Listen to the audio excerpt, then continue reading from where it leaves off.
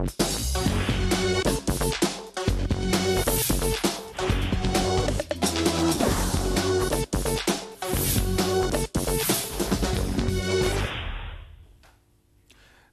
मी भूषण करंदीकर. आपण पाहताय झी 24 तास. रहा एक पाऊल पुढे. गाव तिथे 24 तास मध्ये आपलं स्वागत.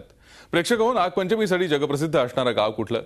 संभाजी राजांना कैदेतून सोडवण्यासाठी कुठल्या भूमीत लढाई झाली? कोल्हासुराचा वध करण्याआधी करवीर निवासिनी अंबाबाई कुठे होती वास्तव्याला? प्रश्न पडला ना की आम्ही कुठल्या शहराबद्दल आणि गावाबद्दल बोलतोय? तुमच्या या सगळ्या प्रश्नांची उत्तरं जाणून घेणार आहोत आजच्या गाव तिथे 24 तासच्या भागामध्ये.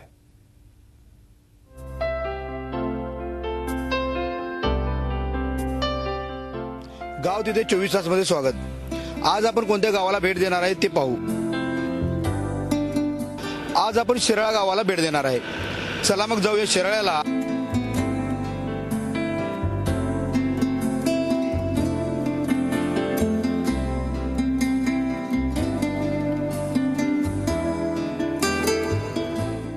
बत्तीस शिराळा निसर्ग संपन्न गाव. डोंगराच्या कुशीत वसलेला हा भाग कोकण लगतचा. डोंगर, निसर्ग संपदा, मुबलक पर्जन्यमान, वन्यजीवांमुळे हा भाग अधिकच सुंदर भासतो.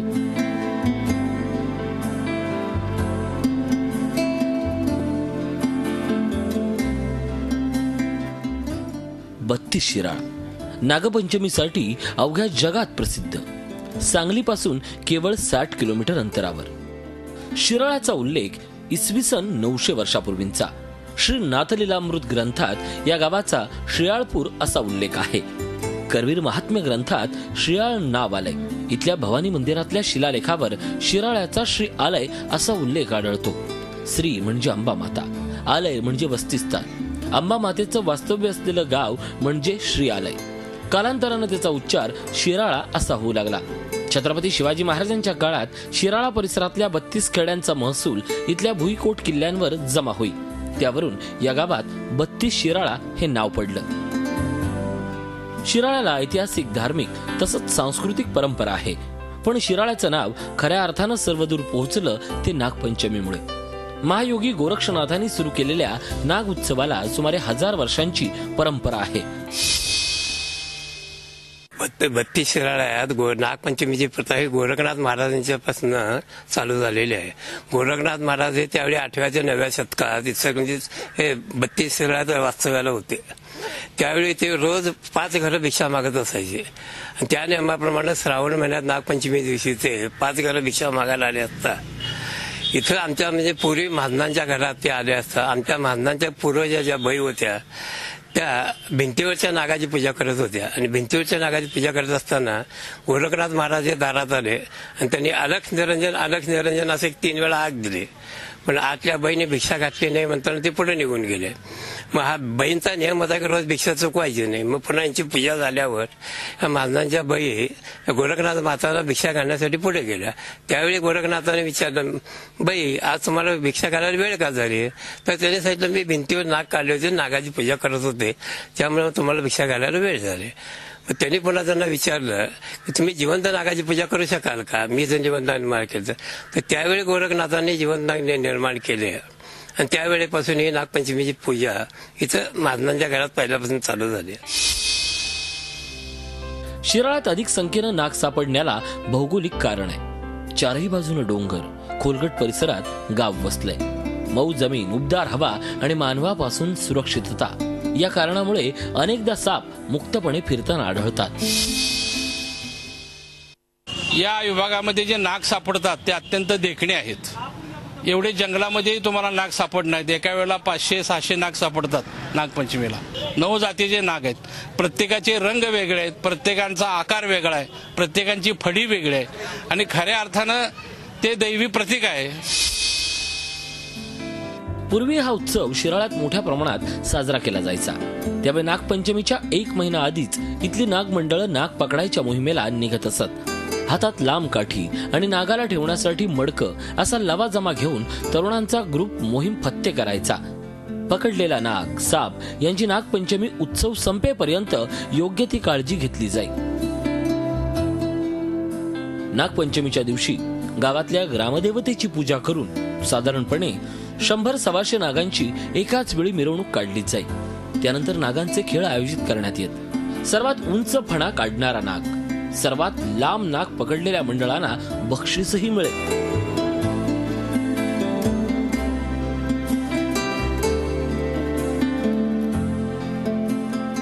शिराळाची नागपंचमी देशातच नाही तर परदेशातही प्रसिद्ध होती.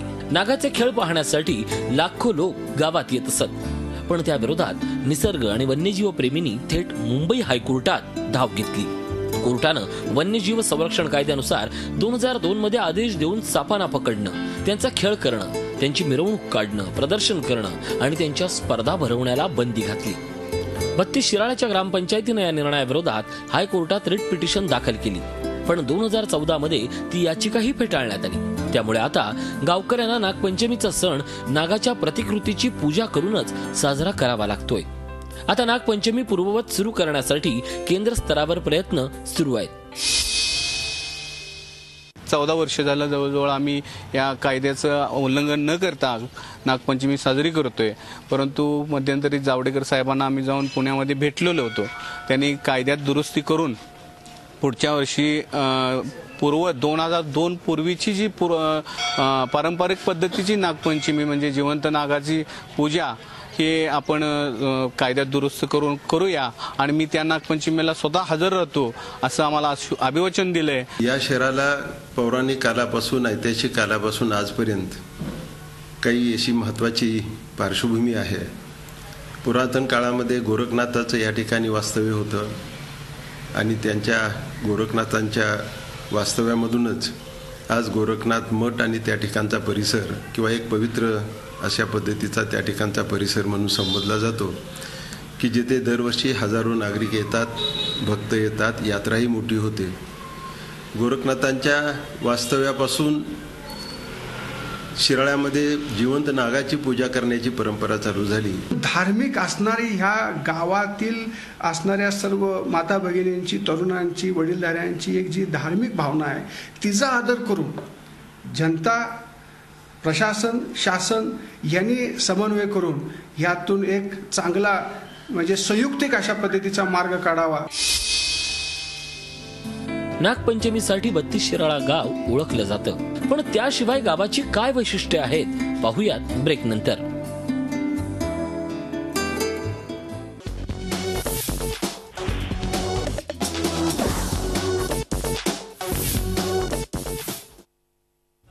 ब्रेक नंतर आपलं पुन्हा एकदा स्वागत. 32 शिराळा गाव नागपंचमीसाठी का ओळखलं जातं, हे नाव गावाला कसं मिळालं ते आपण पाहिलं.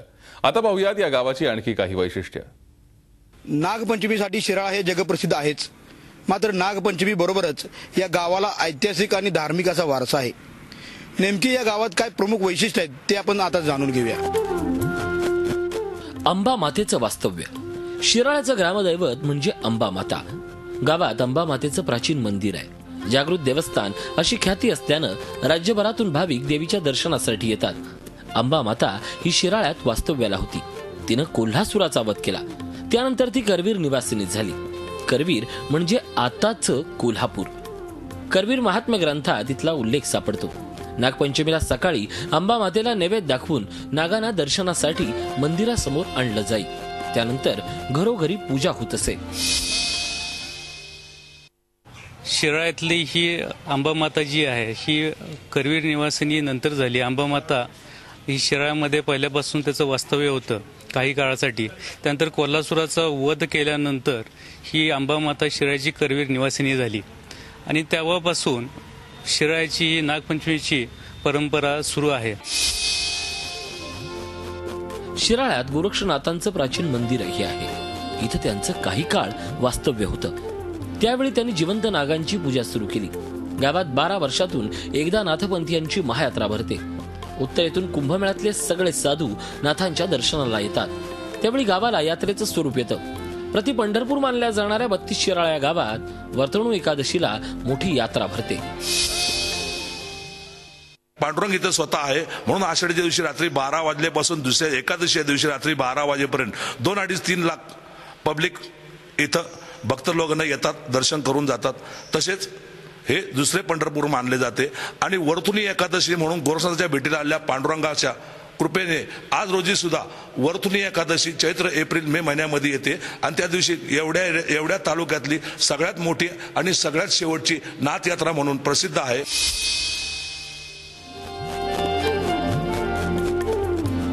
समर्थ रामदासांनी राज्यात 11 विविध ठिकाणी मारुतींची स्थापना केली. त्या 11पैकी एक शिराळ्यात आहे. हे मंदिर आजही सुस्थितीत आहे. शिराळ्याच्या उज्ज्वल सांस्कृतिक परंपरेचाच हा एक पुरावा. महादाजी देशपांडे समर्थांचे शिष्य आणि समर्थांचे भक्त म्हणा, मारुतीचे भक्त होते. तर समर्थांनी त्या महादाजी देशपांडे यांच्या आग्रहामुळं समर्थांना त्यांनी याची प्रार्थना केली की तुम्ही माझ्या गावात या आणि तिथे 32 माझ्या गावात येऊन तिथे मारुतीची स्थापना करा. आणि त्यांच्या आग्रहाखातर समर्थ इथे आले आणि ही इथे मूर्ती स्थापन झाली. खरं तर शिराळा मंदिरांचं आगारच. सुस्थितीतील आणि भग्नावस्थेतील अनेक मंदिरं या गावात नजरेस पडतात. सहसा कुठेही न आढळणारा दक्षिणाभूमिक मारुती नाथ मंदिर परिसरात आहे आणि गावामध्ये मारुतीची वेगवेगळी मंदिरही दिसून येतात. भवानी माता, अंबा माता, नरसोबा, गोपाल कृष्ण, दत्त मंदिर, वैजनाथ, राम मंदिरासारखी असंख्य मंदिरं या गावात फिरताना नजरेस पडतात. गावाच्या संस्कृतीचा वारसा दिमाखात मिरवताना ही मंदिरं दिसतात.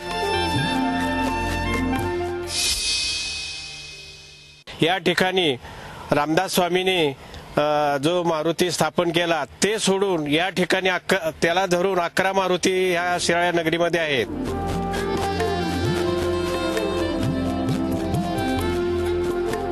शिराळा ही धार्मिक नगरी आहेच. याशिवाय शिराळ्याला ऐतिहासिक असा वारसा सुद्धा आहे. इथे भुईकोट किल्ला आहे आणि याच किल्ल्यामध्ये शिवाजी महाराजांचं वास्तव्य सुद्धा होतं. संभाजी महाराजांना कैद करून ह्याच मार्गावरून नेण्यात आलं होतं. या ठिकाणी संभाजी महाराजांना सोडवण्यासाठी इथल्या सरदारांनी त्यावेळी प्रयत्न सुद्धा केला होता. जर हा प्रयत्न यशस्वी झाला असता तर शिराळ्याचं नाव सुवर्ण अक्षरानं लिहिलं गेलं असतं. ऐतिहासिक भुईकोट किल्ला. गावात भुईकोट किल्ला होता. हो, असंच म्हणावं लागेल, कारण तो सध्या असा भग्नावस्थेत आहे. महाराजांचं याच ठिकाणी काही काळ वास्तव्य होतं. न्यायनिवाड्यासाठी राजे भुईकोट किल्ल्यावर येत. संभाजी महाराजांच्या आयुष्यातला बराच काळ इथं गेला. गणोजी शिर्के आणि मुकर्रब खानानं संभाजी महाराजांना पकडलं त्यावेळी गावात त्यांचा मुक्काम पडला होता. संगमेश्वरला पकडल्यानंतर शिराळा मार्गे तुळजापूरला संभाजी राजांना नेण्यात आलं. त्यावेळी संभाजी राजांना सोडवण्याचा प्रयत्न इथल्या भुईकोट किल्ल्यावर झाला. त्याचं नेतृत्व सरदार फुलाजी देशमुख, अप्पाजी दीक्षित आणि सरदार ज्योत्याजी केसरकर यांनी केलं, पण त्यात त्यांना अपयश आलं. बापूजी त्र्यंबक देशाधिकारी ह्याला हुकूम देऊन त्याला राजआज्ञा दिली की 12 गावाचा देशमुखी वतनाचा जो तंटा होता ते तुलाजी निकम देशमुख यांचे हातून घेत जावा असा त्या दिवसा त्यांचा निकाल आहे. 16/12/1681 रोजीचा. संभाजी महाराज इथं येऊन गेलेले आहेत, शिवाजी महाराज येऊन गेलेले आहेत आणि ऐतिहासिक ही गाव आहे. हा भुईकोट किल्ला चांगला पावन झालेला आहे छत्रपतींच्या पावलामुळं.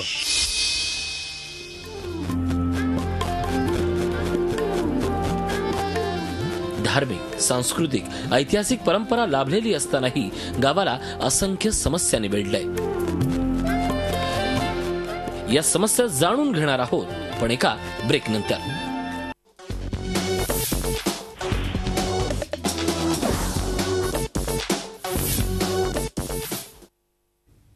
बत्तीस शिराळा गावाला ऐतिहासिक, सांस्कृतिक, धार्मिक परंपरा लाभली आहे.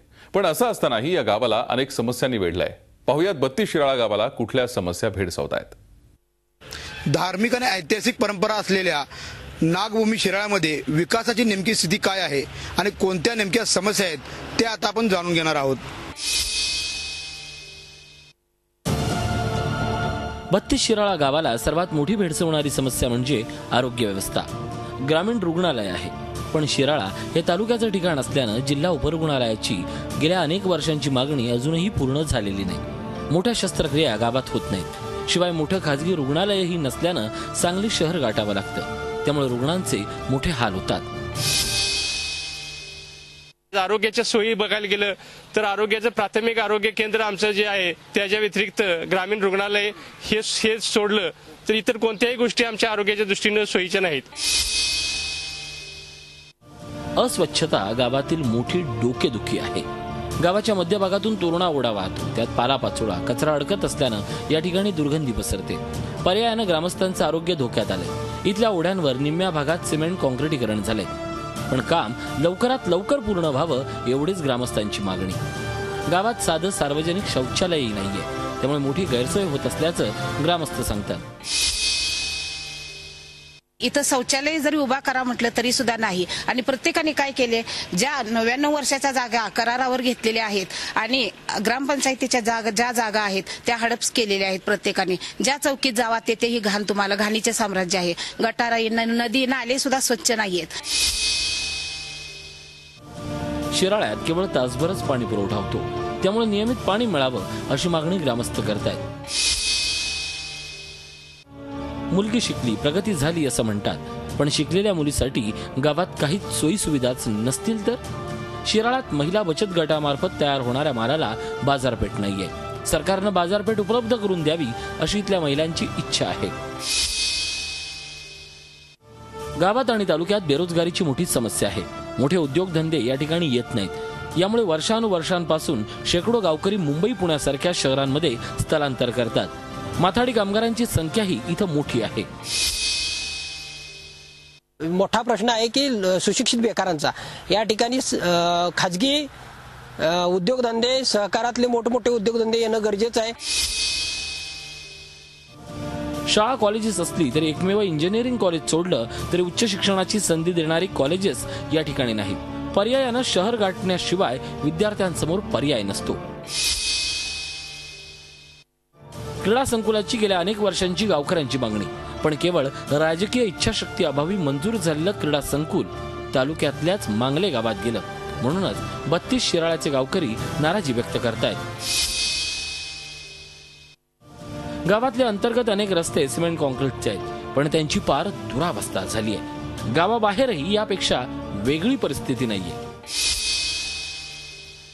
निसर्गिक साधनामध्ये असताना गाव सुद्धा फार मोठं हे आमचं शिराळा गाव तालुक्याचं ठिकाण असून सुद्धा फार दुर्लक्षित झालेलं आहे. गाव असं समस्याग्रस्त असताना सत्ताधारी मात्र विकास कामं सुरू असल्याचा दावा करतायत. शिराळ्यामध्ये निरनिराळे विकास कामं प्रचंड झालेली आहेत. इथली पाण्याची व्यवस्था व्यवस्थित झाली, रस्ते चांगले झालेले आहेत, तहसील कार्यालय चांगल्या पद्धतीनं झालेलं आहे, पोलीस स्टेशन झालेलं आहे. शिराळामध्ये अंबामातेचं मंदिर मोठं आहे की तिथं नागपंचमी ही भरली जाते आणि ह्या नागपंचमीसाठी जे भाविक येतात त्यांच्यासाठी एसटी डेपो व एसटीची चांगली सोय केलेली आहे. तसंच अंबामाता मंदिराचे सुशोभीकरण चालू आहे, बिल्डिंग चांगली चालू आहेत. शिराळामध्ये जे रस्ते आहेत ते सगळे कॉन्क्रीटमध्ये करायचे चालू आहेत.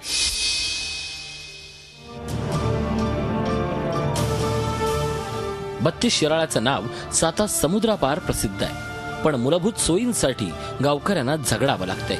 सोयी सुविधा उपलब्ध करून देण्यासाठी, गावाला उज्ज्वल भविष्य देण्यासाठी लोकप्रतिनिधी खरंच काहीतरी करतील का?